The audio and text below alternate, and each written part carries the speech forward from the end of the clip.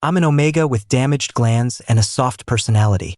But a hot-headed alpha heir took a liking to me and kept me in his mansion like a bird in a gilded cage. I figured I could leave once he got bored of me, but I never expected my belly to start swelling day by day. I was still pretty calm when I got the report from the hospital.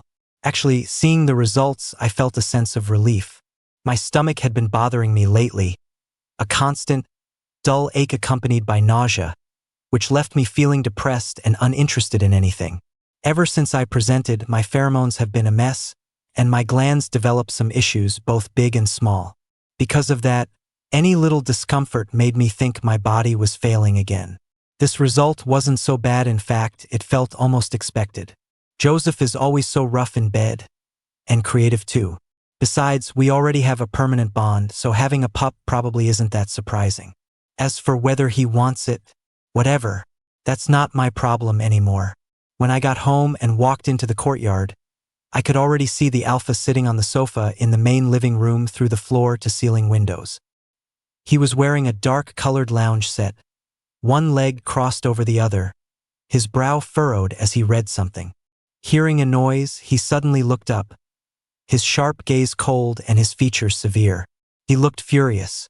My throat tightened, and I quickly lowered my eyes as I walked inside. A maid brought me my slippers and whispered, "Sir wasn't happy when he came home and you weren't here." I nodded. "Thanks." The woman, one of our older housekeepers, glanced at me and gave me a gentle smile. I clutched the bag in my hand and set it on a nearby shelf. Out of the corner of my eye, I saw the man watching me. I took the warm, damp cloth she offered, wiped my hands and walked over. I slid onto his lap and wrapped my arms around his neck like I'd done 1,000 times before. The maids in the living room all bustled off toward the dining room. Joseph raised a hand, and the cool touch of his fingers on my face made me flinch. His long fingers slid from my neck and gripped the collar of my knit sweater, yanking it hard. The already loose neckline was instantly pulled down. I let out a little yelp, my head tilting to the side. My glands were exposed right under his nose, still covered by the black lace and rose-adorned suppressor collar. The alpha's fingertips hooked the edge of the lace. "Where did you go?" I thought for a moment. I had an orange, an apple, 2 pieces of nougat, a bowl of noodles, and I went to the bathroom once. I wasn't lying in the slightest. I went to my friend's clinic today, and I didn't bother trying to hide it from the bodyguards Joseph assigned to me. I visit her sometimes. She'll give me a pile of snacks with a stern face and then ignore me, but when I'm eating candy, she'll suddenly say, "Don't choke." When I'm drinking water, she'll add, "There's hot water." It's not that I need to be taken care of, she's just like that with everyone. At least that's what I think. Joseph knew all of this and allowed us to see each other. His nails scraped against my sensitive glands, and I instinctively squeezed my legs together. His hand dropped, sliding under the hem of my shirt to pinch the soft flesh at my waist. "You've gained weight." I rested my chin on his shoulder, the scent of alpha pheromones filling my nose. "A little, I guess." Joseph, I want to get down." The man's cold expression softened slightly, and he let me go. I moved to sit beside him, pulling the collar of my shirt back up onto my shoulder. "Have you eaten, sir?" He stared at my blank face, cupped my cheeks in his palm, and answered with a non sequitur. "You're flushed." I blinked. "It's hot." How could it not be? His pheromones were overwhelming. Just a trace was enough to make my legs go weak. But whatever. It's not like I've ever been able to maintain much dignity around him anyway. The pad of his thumb brushed against my cheek, and he finally answered my question. "Not yet. We had dinner together." Afterward, he went to his study to work while I got a message from my family. "Sweetie, don't let Mr. Vance know about this. He definitely won't want it. Get rid of it quietly. Don't cause him any trouble." I had told my family about it, and this was their definitive solution. When Joseph first took an interest in me, my family was facing bankruptcy. Though my parents worried about me at first, they were ultimately satisfied. Joseph Vance was a brilliant young talent, one of the most powerful men in New York. Being chosen by him was my good fortune. Annoyed, I tossed my phone onto the carpet, climbed into bed, and pulled the covers over my head. When Joseph first brought me here, I fought back fiercely. For the first 3 years with him, I ran, I threw tantrums, I fought with him. The slightest thing would set me off, and I'd try to hurt myself. In the end, I'd be left unable to get out of bed, land in the hospital a few times, and then get the cold shoulder for a while. That's what finally made me settle down. I don't know how much time passed before Joseph came back. He glanced at the huddled form on the bed, his brow furrowing slightly. Leo. I heard him call my name. I didn't want to respond, but I slowly pushed the covers down and mumbled. Yeah. I clutched the blanket just below my eyes, staring up at him. In the bedroom, Joseph didn't bother restraining his pheromones. The scent of orchid was subtle and pleasant, not at all cloying. But because my glands are underdeveloped, I can only detect a faint trace. It made me think that just a tiny bit of his scent was enough to make me submit. I even thought our pheromones were highly compatible. He glanced at my flushed face and said coldly, I've told you not to hide under the covers like that. I wasn't, I said a little defensively. It was only for 2 minutes. Joseph ignored that, climbing into bed and pulling me into his arms. What's wrong? You don't seem happy. My hand rested on his chest. This is just how I am. Don't you like it anymore? Don't get passive-aggressive with me, Joseph said flatly. His tone was a bit harsh. He's a ruthless man by nature. He wasn't trying to be mean on purpose. If it were anyone else, Joseph would be far colder, far more brutal. But suddenly, my heart ached. It hurt so much my nose and eyes started to sting. My voice was thick as I said, I'm not. He seemed to let out a heavy sigh. Leo, I'm not scolding you, and I haven't stopped liking you. Be good. I won't bother you tonight. Go to sleep. My head felt fuzzy, like I was sinking into soft cotton, a disorienting feeling of losing consciousness. My heart felt heavy, not happy, but not exactly sad either. I kind of wanted to cry, but the tears wouldn't come. I tried to turn over, but the man facing me held me in place, his voice deep. If you move again, I'm going to take you. I immediately froze. I still hadn't decided whether to tell him about the baby. The doctor said it's best to avoid any activity of that kind for the first 4 months. But we just did it a few days ago. Whatever, it's fine. The next morning, Joseph pulled me up to tie his tie. We're going out for dinner tonight. I'll have someone pick you up. I was still groggy and grumpy from waking up, looking like I was on the verge of tears. Hearing this, I paused and looked up at him with misty eyes. With who? Joseph met my watery, red-rimmed gaze. His prominent Adam's apple bobbed. Mornings already made him restless, and this sight was driving him crazy.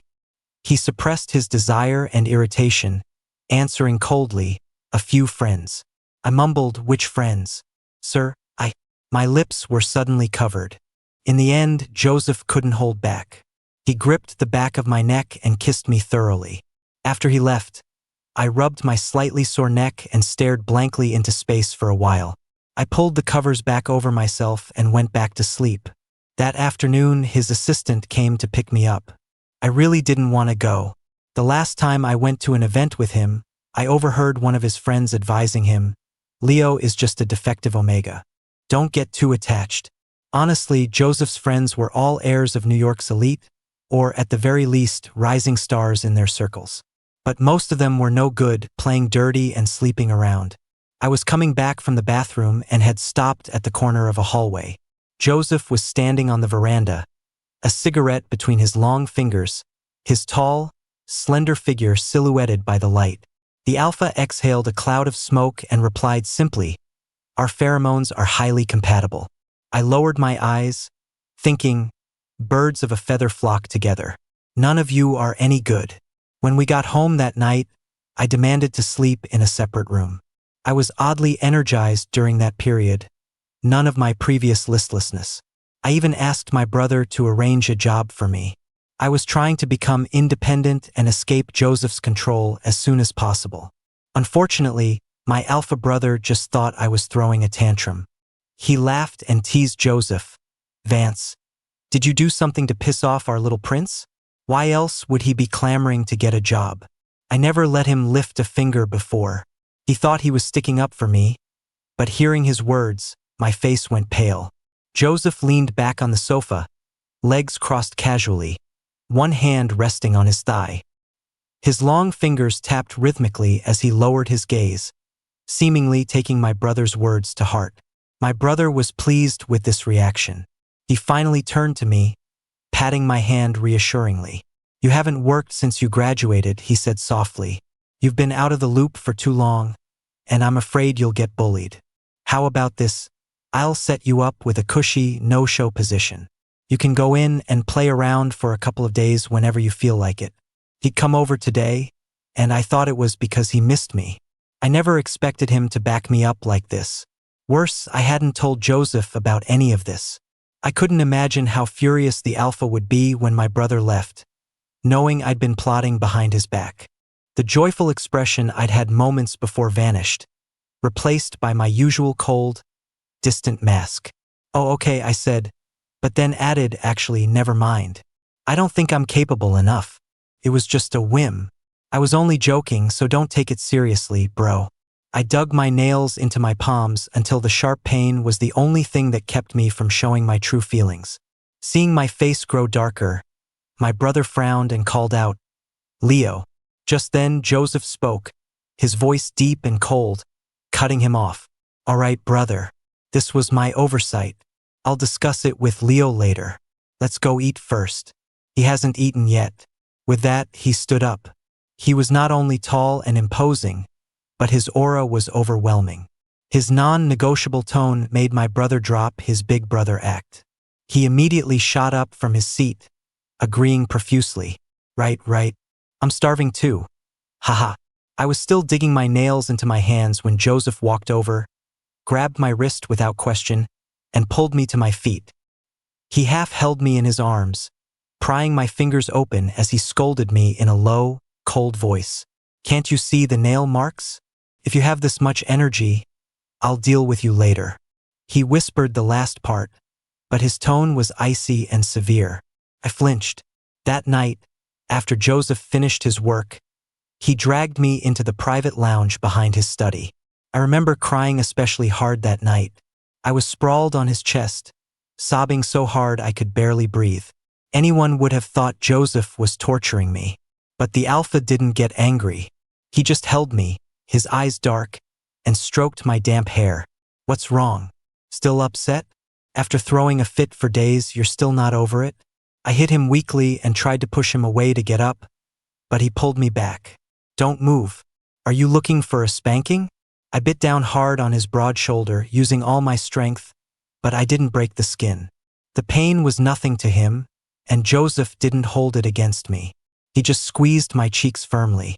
I glared at him, tears rolling down my face like pearls. He didn't ask me why I was crying or if I was in pain from his rough treatment. Joseph knew my limits. When he wasn't trying to make me uncomfortable, I usually wasn't. But tonight, I was clearly throwing a tantrum. He didn't seem impatient, though. He just did what he was going to do. Instead, it was me who, after venting, lay down beside him. A corner of the blanket was covering my waist. Joseph grabbed it and pulled it up to my shoulders. He draped his arm over me, blanket and all, and pulled me into his embrace. "You want to get a job?" I rubbed my face against the pillow. "Not anymore." "Then you'll stay home," Joseph said coldly, "and have my children. Keep having them." I felt a surge of resentment. I clawed at his arm, but his muscles were too tight and slick with a thin layer of sweat. I couldn't hurt him at all. Joseph seemed to chuckle. Pathetic. Silence fell. Just as I was about to drift off to sleep, I suddenly said, "I don't like you." The arm around me tightened abruptly. The man's voice was hoarse. "I don't care." By then, I had been forced to be with him for over 2 years.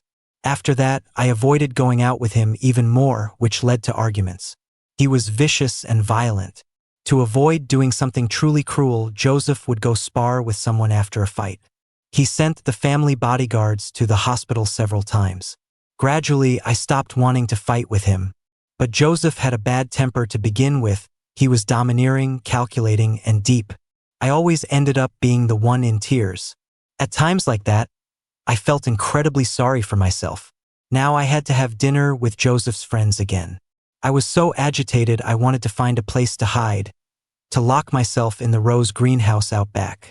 I'd secretly stashed a box of snacks there so I could eat if I got hungry. "Sir, your phone is ringing," the housekeeper said, breaking my train of thought. I picked up my phone. The alpha's deep voice came through. "Leo, it's raining outside. Bring me a jacket, the knit one you bought. It's in the walk-in closet you hate going into." I got up to get the jacket. "Okay. Do you need anything else?" "No. Make sure your suppressor collar is on tight and dress warmly. It'll be cold tonight." The man paused for a moment, then added, "Hurry downstairs. I'll be there in 10 minutes. My eyes widened. "You're coming to get me?"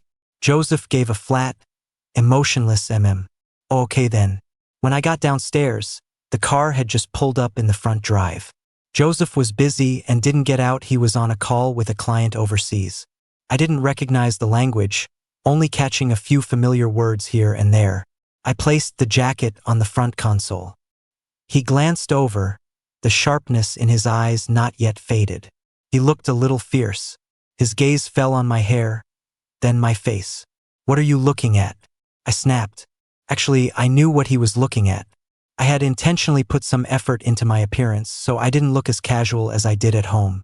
After snapping, I mumbled, "Of course I have to look good when I go out." I leaned forward, staring out the car window. He said a few more words to the person on the phone before ending the call and pulling me over. "Who did you learn that from? So bossy. Can't even look at you without getting yelled at." With a firm pull, he settled me onto his lap and tilted my chin up for a kiss. His sharp nose pressed against my suppressor collar. He nuzzled it, then took a deep breath. A faint scent of roses, mixed with a clean, green fragrance. For a moment, Joseph was lost in the scent, his hands growing restless as they tried to pull my jacket open. I struggled a bit. "Sir, you're wrinkling my clothes." Joseph kissed my neck. "Don't move. I won't do anything." When we got out of the car, my eyes were red, my lower lashes damp and glistening. Joseph had put on the soft, loose-fitting knit jacket, and the cold, stern aura around him instantly softened. I'd bought it for him. They were having a buy one get one half off sale, so I got one for him too. Joseph had never worn clothes this cheap in his life, but he seemed to really like it. When we got to the private room, a few of his friends were already there. But to my surprise, it wasn't the usual group of alphas he partied with. I'd seen these men before, and I was fairly familiar with one of them, Dr. Evans. I could occasionally chime in on their conversations. The only problem was the food was a bit rich. It made me so nauseous that my face turned pale, and I only managed to eat a single bowl of rice. Dr. Evans glanced at me. "Not to your liking." Just as I was about to answer, Joseph set down his chopsticks with a clatter. "Leo." I turned to look at him. "Get me a glass of water," Joseph said. "Oh, okay." I poured him a glass of hot water and completely forgot to answer Dr. Evans. Everyone exchanged a knowing look. Dr. Evans shot Joseph a secret eye roll. He was never this accommodating when he was torturing people before. My mood was probably so obviously low that everyone dispersed right after dinner. In the car, Joseph was busy replying to messages again. The city lights flickered by. I stared out the window at the bustling streets and the crowds of young people, my expression distant. I felt detached from all the excitement, completely uninterested. But once the alpha next to me fell silent, I suddenly said, "You've changed for the better, you know? You don't hang out with that old crowd of alphas anymore." After I said it, I realized it sounded like I was criticizing his childhood friends, and I pressed my lips together. I turned to look at him and said stiffly, "I didn't mean it like that." Joseph just gave me a meaningful look and finally said, "You really hold a grudge." He was a deep thinker. When I had insisted on sleeping in a separate room and getting a job, a little digging was all it took for him to figure out I'd overheard their conversation. Though Joseph didn't think an Omega's feelings were worth bothering about and had no intention of explaining himself, after all, he'd forced me into this from the start, so there was nothing to say. He had noticed something. He saw his Omega, who had been wilting, suddenly bloom like a vibrant rose, only to wither again after being rejected by his own family. So when he heard me say, "I don't like you," even though it was a direct challenge to his authority, Joseph, for once, didn't lose his temper. Instead, he held the nearly withered rose in his arms and said, "I don't care. Whatever he wanted, he had to have. If it withered, he could slowly nurse it back to health." After we got home and washed up, I was all over Joseph, sniffing him nonstop. He reached for the nightstand drawer, but I frowned and rolled off him. "I don't want to." Even as I said it, I closed my eyes, my posture a clear invitation for him to do whatever he wanted. Joseph's face darkened. He unceremoniously flipped me onto my stomach, but just as he yanked my clothes down, he heard me pant, "You'd better not regret this." Every word was stressed, my tone utterly resolute. Anyone would have thought I was threatening him with something dire. The alpha's pheromones were crashing through the room, and honestly, I was finding it hard to resist. My head was probably fuzzy enough that I actually thought I had some leverage over him. Joseph's eyes narrowed dangerously. He grabbed my face, turning it toward him, his voice laced with ice. "You're hiding something from me." His ferocious expression scared me so much that my eyes welled up. I instinctively clutched the sheets beneath me. He flipped me over again. I kicked out, my foot landing on his thigh. A muscle in Joseph's forehead twitched. He met my furious glare, his temples throbbing. "Leo," he warned. Suddenly, I screamed back at him, "What do you want?" Leo, it's so annoying." Joseph. After yelling, my face was completely flushed. Joseph was speechless. His pheromones had made me hot all over. I bit my lip to keep from whimpering and looked away, refusing to meet his eyes. Joseph let out a heavy breath, rolled over, and sat up. He grabbed a cigarette and was about to light it when I scrambled over in a huff, snatched it from his mouth, snapped it in two, and threw it on the floor. Then I got out of bed and left the bedroom. Joseph's eyes turned sharp. I had probably pushed him too far. But he was afraid of actually hurting me, so he waited more than 10 minutes before coming to find me in the greenhouse. The greenhouse was beautiful, filled with roses, mostly in shades of pink. The roses climbed the walls, making the entire space breathtakingly beautiful year-round. I was lying on the wide sofa, staring into space, my spirits low. I didn't turn around when I heard footsteps. "Leo, we need to talk."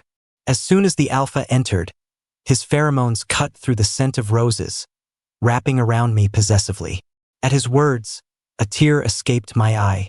Before I could secretly wipe it away, the man had scooped me into his arms. He watched the tears roll down my face and pressed his knuckle to the corner of my eye, as if trying to block the flow. The truth is, the roses in the greenhouse still withered. Their petals fell to the ground at their peak. I feel awful. I didn't know what part of me felt awful. When you're hurt, you fear pain. When you're sick, you fear death. The more you love something, the more you worry about losing it. Cautious, sensitive to a fault. I was loved, but it felt like I wasn't. My family was like that, and so was Joseph. The slightest exception threw me into a panic and caused immense pain. So dramatic. I used to have a rose plant of my own. I forgot to bring it inside when it snowed, even though I walked past it countless times. In the end, the plant nearly froze to death, leaving only a tiny, fragile stem trembling as it tried to grow. Then I blamed myself for not being careful enough, feeling guilty and sad about it. I have a whatever attitude about many things, like when my parents sent me to Joseph, or when I found out I was pregnant. But then, in certain moments, I feel an overwhelming sense of anger and helplessness. I feel like that rose plant, abandoned by me, yet still trying so hard to value itself. And so, for better or worse, I just kept going. He picked me up like a child and strode out of the room. The alpha's expression was incredibly cold, his tone stern. "I've spoiled you rotten." That's why I was getting more and more delicate. I buried my face in his shoulder, wiping my tears on his shirt. "No, you didn't," I mumbled. "You were so mean. I never would have known back then." Back then was a long time ago. It was the first time I saw Joseph at a banquet. The man was impeccably dressed in a custom-tailored suit, broad-shouldered and narrow-waisted. He was devastatingly handsome, standing out from the crowd like a crane among chickens, easily capturing everyone's attention. The alpha was stern and unsmiling, his aura intimidating. He looked very cold. At the time, my family's problems were getting worse. Although they told me not to worry, I would often see my mother and brother crying. They'd say that if the family went bankrupt, they could endure the hardship, but what would happen to me? And Omega, would I still be able to marry a decent alpha? I was naive back then and could only try to comfort them. I can handle hardship. I can work and support you. Then my worried father shot me a stern look. What can you and Omega possibly do? You want the family to go bankrupt, is that it? Go to your room. But he must have realized he overreacted, because he came to apologize a little while later. That was my fault, son. I shouldn't have taken it out on you. Things are tough, but we're holding on. A feeling of helplessness washed over me. That banquet, however, became the turning point for my family. I was captivated by the alpha, and he happened to look my way. Our eyes met, and he just gave me a detached glance, but my heart skipped a beat. Later that night, there was an incident, and Omega's pheromones went wild, and chaos erupted. Joseph got caught in the crossfire. In the confusion, I was nearly pounced on by an out-of-control alpha. I was terrified, my face pale, clutching my neck where it stung like a needle prick. But the next second, that alpha was kicked away, and I was dragged into a room. I screamed in terror. Shut up. The sharp command made me look at him. It was the alpha named Joseph Vance, the man my brother was always trying to get close to. For some reason, his pheromones eased the pain in my neck. I shut up. I had thought he was a gentleman, but he was so fierce. He stared at me with predatory eyes, pinning me against the wall. I turned my head to avoid his hot breath, exposing my neck to his gaze. I trembled, but managed to say calmly, "Sir, are you in rut? I can go find you a suppressor." His nose suddenly pressed against my neck. I closed my eyes. "Can I?" Joseph asked, his voice hoarse. Tears in my eyes, I shook my head. No. The suppressor patch was bitten off, his canines resting against my glands. "I can help your family get through this." He knew who I was. He had casually asked a friend about me earlier. My family's troubles were no secret in our circle. I froze, hesitating. Or maybe I was just mesmerized by his pheromones. The temporary mark eased Joseph's feverish state. I thought that since it was just a temporary mark, born of an emergency, I wouldn't take his offer to help my family seriously. It wasn't until the atmosphere at home grew heavy that I realized Joseph had already informed my family and given them a choice. I would just be with him for a while, and in return, all the problems that plagued them would be solved. They would even come out stronger than before. But I was still the child they had raised in the palm of their hands. My parents discussed what to do in private. They were afraid I would be taken advantage of, afraid I would suffer. Everyone seemed to be concerned about me, but no one ever asked for my opinion. For the first 20 years of my life, I had lived carefree with the best of everything. Now, it was my turn to contribute to the family. When I arrived at the Vance residence, Joseph came home that night. He'd been drinking but didn't touch me. He was too busy. He was colder than I had imagined. I had just graduated from college and was still hot-headed. Sometimes, when we clashed, I would run away. But when I got home, my parents would sigh and persuade me to go back. They'd say, "It's already come to this. The best thing to do is endure it and not piss off Mr. Vance." I would leave in a daze, and Joseph's car would be parked by the road. It was as if he knew I wouldn't last long at home. My mind was blank then. I felt like I had no home. That was the most confusing time of my life. Even though I cried easily, my eyes would only get red. But now I don't know why I've become so fragile. Lying limply on Joseph's shoulder, I suddenly felt drained. He rarely talked about the past. Joseph wasn't one to look back. But tonight I was the one who brought it up. Back in the room, as we were getting ready for bed, he suddenly asked very seriously, "Leo, was it so bad back then?" I didn't know what he meant by bad, but as I thought about it, I couldn't pinpoint anything specific that was wrong over the past 6 years. I kept my back to him, not saying a word. He moved closer, wrapping an arm around my waist. "Sweetheart." His large frame almost completely enveloped me. I struggled a little. "That's so cheesy." Joseph went silent, pinching the soft flesh at my waist. It wasn't that he didn't want to do something more intimate, but our relationship had been a bit delicate lately, and my mind wasn't on it. But I never expected the family doctor to show up the next day. I hadn't planned on hiding anything from Joseph. After the examination, the doctor was utterly shocked. How? I never expected, he stammered, his gaze falling to my stomach. Then he looked at Joseph, his expression turning complicated. He's really something else. Given that my glands were underdeveloped, having a child was supposed to be extremely difficult. I left the living room. Joseph spoke with the doctor for a few minutes, his own expression becoming complex. When he came into the room, I was sitting on the floor, organizing the clothes and accessories in my favorite walk-in closet. After living here for 6 years, I had accumulated a lot of things. I held a folded sweater, listening to his approaching footsteps. I don't know if I want it, I said.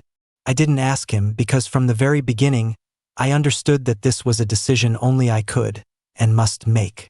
Joseph stopped in front of a pile of clothes, his tone steady. This child is mine too. I want to keep it. I looked up and glared at him. Joseph knelt down, his voice suddenly gentle. But I'll listen to you. I just want you to know where I stand. I'm happy. He took my hand, his eyes red. I'm sorry. I love you. He was suddenly overcome with happiness, not because of the baby, but because he felt deeply connected to his Omega. More importantly, Joseph understood that he needed to hold on to the person in front of him more firmly, to give him all his strength. I lowered my gaze, not looking at him. After a few seconds of silence, I said flatly, I don't care. I looked at him, my eyes calm, as if his feelings and his long overdue declaration of love truly meant nothing to me. I can hold a grudge for a very long time. He'd said the same thing to me before, so now, when he was filled with hope, I had to say it back. Sure enough, seeing the momentary shock on Joseph's face brought me a sense of pleasure. Serves him right for always acting so high and mighty, so annoying. I started to get up to leave, but he grabbed my hand, looking up at me. Leo. It was like a plea. I could see the soft emotion in his eyes. It was affection, or maybe something deeper than affection. A lot deeper. But I really didn't care. I pulled my hand away and said dismissively, don't bother me. Then I walked away without a backward glance. But just as I stepped out of the closet, I heard footsteps behind me. My heart leaped into my throat. Before I could turn, I was suddenly weightless, swept up into a bridal carry. Hey! Joseph carried me to the bedroom and set me on the sofa. He knelt on the carpet, holding my hands. Leo, I really want this baby. I'm begging you. I pressed my lips together. But it's going to be so hard. Joseph's eyes were bloodshot. I'm sorry, he said hoarsely. I found myself fiddling with his fingers. Joseph's hands were as perfect and handsome as the rest of him. They were nice to play with. Sometimes, during tender moments, I would compare his hand to mine and then play with his fingers. Let me think about it. The room was filled with the languid, intertwining scents of their pheromones. 2 months passed while I thought about it. What can I say? I'm a very indecisive person. If I could have made a decision sooner, Joseph wouldn't have found out. But his firm yet vulnerable stance was reassuring. I've been in a good mood lately because Joseph keeps getting thwarted. For example, I've been going to bed early and waking up late. This means he, with his early departures and late returns, has no chance to talk to me. But he can't just shake me awake to tie his tie like he used to. So he's been walking around with a dark cloud over his head. His assistant and driver are the ones really suffering.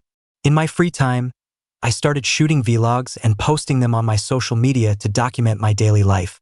I had built up a small following back in college, but my emotional instability later led me to record a few vlogs with a very negative vibe, so I stopped posting for a long time.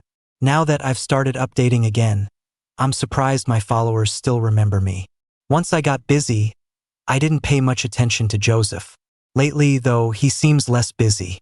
He's been turning down a lot of dinners, and since I can't travel, he hasn't gone on any business trips. When he does have to work, he does it from home if he can. So my vlogs always have a fleeting glimpse of him or his voice in the background. Are you filming? Sweetheart, get me a glass of water. Walk slowly. "Babe, where's that shirt you bought me?" "How should I know?" I'd grumble. "I'm not your closet organizer." Then would come the sound of a man's laughter. So annoying, I'd mutter. Editing videos takes a lot of effort. He was in them so much, and this was the best I could do. Sometimes I had no idea what I'd even recorded. So when my followers saw the new content, they went nuts. "OMG, so the reason you stopped posting for so long is because you got an alpha?" I've never shown my face, just my voice and occasional shots of my back or hands.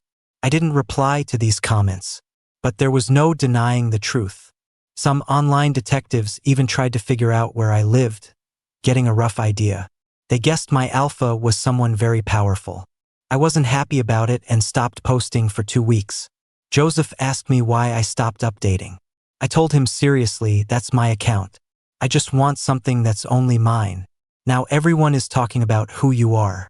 I don't like it. Joseph said, with the gravity of a wise elder, "Sweetheart, your possessiveness is stronger than mine. But aren't I your alpha? Don't I belong to you?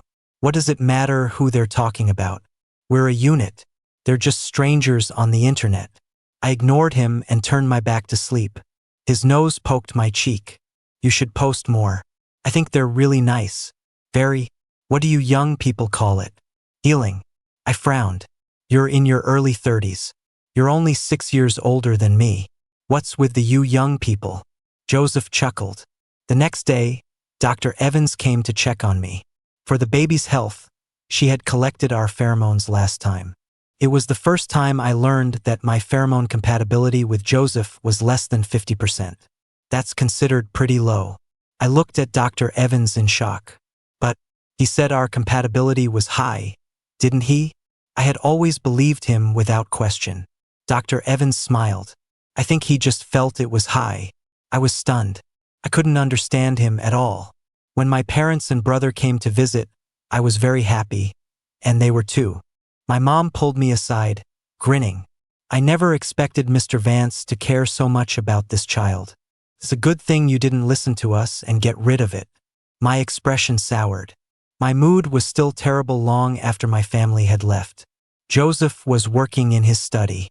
I was leaning against the sofa, as if in a daze. He suddenly said, "Leo, come here and let me hold you." I shot him a sidelong glance, then thought about it, got up and walked over to sit on his lap. "Sir, I'm feeling a little down." Joseph's hand rested on my stomach. "But I'm here, aren't I?" he said softly. "Right here. This house is yours, the baby is yours. Leo, I'm the one who wants a family." My throat tightened, and I buried my face in his neck. The quiet scent of orchid made me feel safe. Maybe what angered me before was that our beginning wasn't the proper one I had imagined.